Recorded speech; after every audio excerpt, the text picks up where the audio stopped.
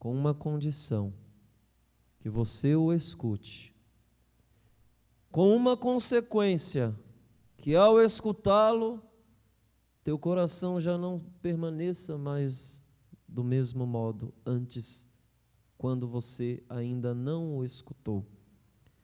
É uma inquietação, a voz de Deus tem que gerar uma inquietação dentro de nós, tem que ter efeito, e eu preciso me permitir aos efeitos que a voz de Deus vem até mim, senão, de que adianta Deus falar?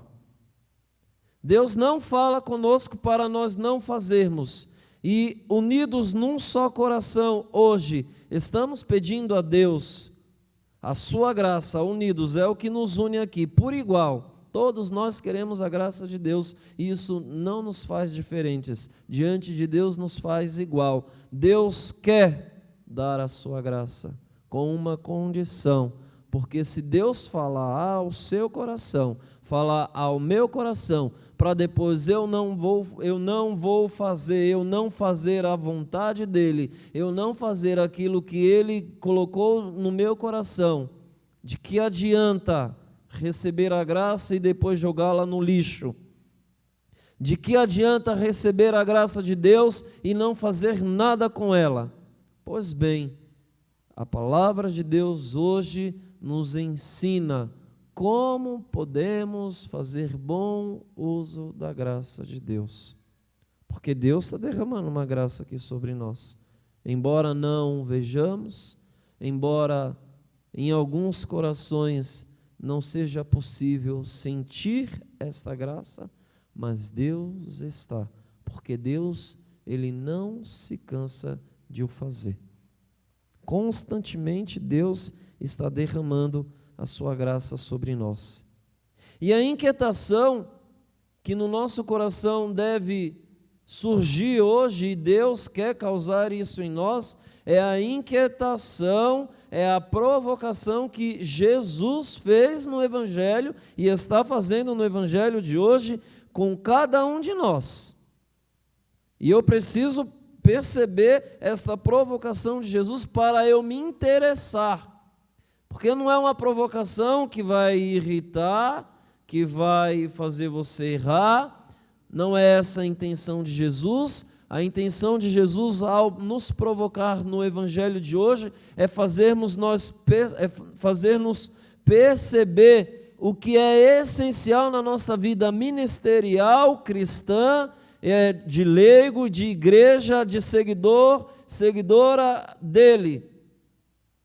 E é essencial que nós paremos diante desta cena do Evangelho de hoje e percebamos se nós de fato conseguimos professar a nossa fé e, professando a nossa fé, receber a mesma graça de Pedro. Mas antes, a provocação que Jesus faz é a seguinte, está nas perguntas que ele faz aos discípulos, e que é para você também. Talvez você, depois dessas perguntas, vai dizer: mas padre, eu já sei. O que Jesus faz?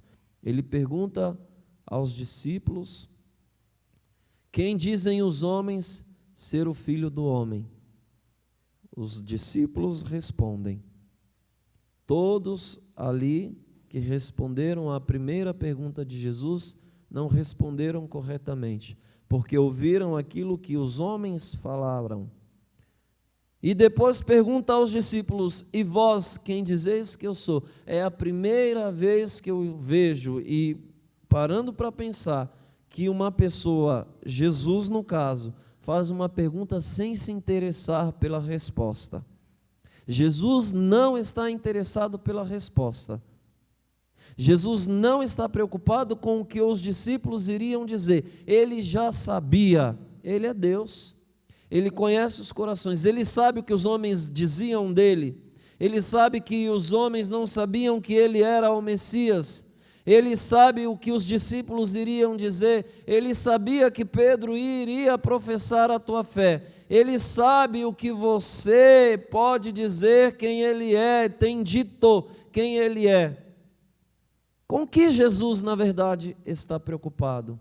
Com a maneira como nós dizemos e expressamos quem Ele é. Não são em palavras, mas em gestos, em atitudes, em comportamentos, porque é no meu comportar-se, é nas minhas atitudes, é no meu comportamento que eu posso expressar aquilo que de fato eu sou. Imagem e semelhança de nosso Senhor, imagem e semelhança do nosso Deus, do meu Deus e do teu Deus. É no meu agir, é no meu fazer, é no meu se comportar que eu posso expressar, testemunhando que Jesus, ele é o Messias. Testemunhando que Jesus, ele é o Messias. Jesus pergunta e os discípulos respondem: é João Batista, é Moisés, é Elias? Está errado.